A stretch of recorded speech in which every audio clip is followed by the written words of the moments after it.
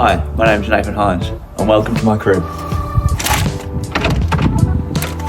You see, the problem with building during this time is it takes much longer than you usually expect, which is ironic really, because it's much like my degree. So I've been studying a Bachelor of Commerce, specialising in finance for the last 10 years. I know 10 years is a long time. My story started back in 2012, fresh out of high school. I didn't really know what I wanted to do, much like most people at that age, I suppose. So I thought, what would be something that might interest me moving forward? I'd always had a keen interest in business, money, especially money. So I thought perhaps jumping into an accounting and finance double major would be the way to go. My first 2 years at university were troubled, to say the least. I didn't have much of an interest, just sort of cruised through classes and ended up failing some of my core units. I think primarily because accounting bored me to tears.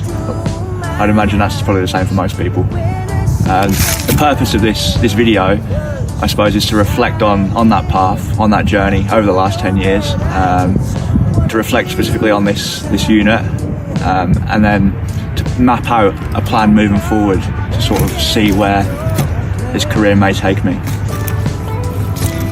I'd imagine the question at the forefront of your mind is, how has it taken this guy 10 years to finish his uni degree? So I thought I'd add a little bit of context and give you my journey so far. As mentioned before, the first 2 years I didn't take very seriously. At the end of that 2 year period, I decided that university wasn't for me, and I embarked on a new challenge, travelling was the first part of that. And then I moved into a completely separate industry, which revolved around paint and coatings. Over the last 6 to 7 years, I've developed in this role, which has taken me on a journey across multiple facets of the industry. And even in the last 6 months, whilst being in this unit, I've gone from one job to another, and that's reflected in the employability tool. We were tasked at the beginning of this semester to rate ourselves on a number of 6 different literacies. Occupational literacy, in the initial test, I measured very highly on, and that's because I felt very confident in my role, in my position. I felt that I'd reached the pinnacle of the industry as such. I'd managed to connect with 1,500 people, contemporaries on LinkedIn, and was quite respected in that industry. In the meantime, I've since changed job into an oil and gas specific role, and this has tested me, challenged me more than I thought it would, and that's then reflected in the week 12 occupational employability tool.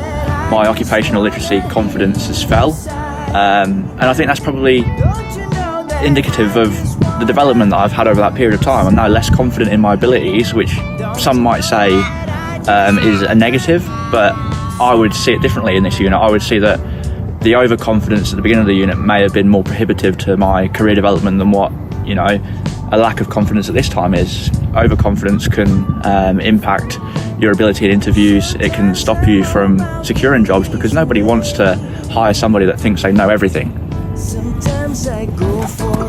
Enhancing your business mind, the unit that we've just completed, I would say that's probably one of the most formative units that I've completed at university. The main reason for this is when I recommenced my degree after my hiatus, I went through Open University. I was still working in the paints industry, as I said, and I couldn't come back full time. What I've found through studying at Open Universities is that you can feel quite disconnected from your cohort. We don't necessarily forge relationships. I think sometimes the interpersonal skills are neglected because it's fully online and you're isolated in what you're studying. This unit was very strong in encouraging feedback and participation. It was something that was absolutely imperative to pass in the unit, and I think it's something that's really helped develop my skills on a professional level when operating in teams, when taking into consideration other people's opinions. So yeah, in general, this Enhancing Your Business Mind unit has been extremely positive for me. The actual Gaddy pitch format is not one that I'd experienced or come across before. It's something that's challenged me to harness my public speaking skills, something that I've always felt not particularly strong in, and since taking this unit, I feel I've developed those skills, and moving forward I can see how this unit particularly will be positive in a financial discipline if I went down that pathway. But even still, as a leader of the paints and coatings industry, I could take these Gaddy pitch formats to help sell businesses that maybe I can run in the future, or products that I'm trying to release to market. My overall time at university has been fragmented, as you can understand. So to consider the actual degree itself in its entirety and whether it was the right choice is difficult. I'm still not entirely sure, to tell you the truth. The reason I chose a degree is because I feel as though financial literacy is something that is not taught enough in our schools, and it's something that is transferable and applicable to everyday life. Management across the unit and across the degree has been something that I've wrestled with. Often throughout this 6 or 7 year period, I've been working FIFO, 12-hour shifts, so managing a university degree alongside managing work in general has been a challenge. Often I feel as though my results have suffered as a result of that. I haven't always quite reached the standard that I'd hoped. And that's probably reflected in whether I have a desire to carry on university studies in the future.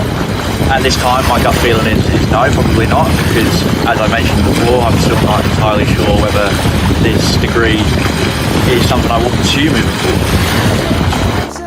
As I mentioned, throughout this semester I've changed job, and that's probably going to shape my immediate future after graduation.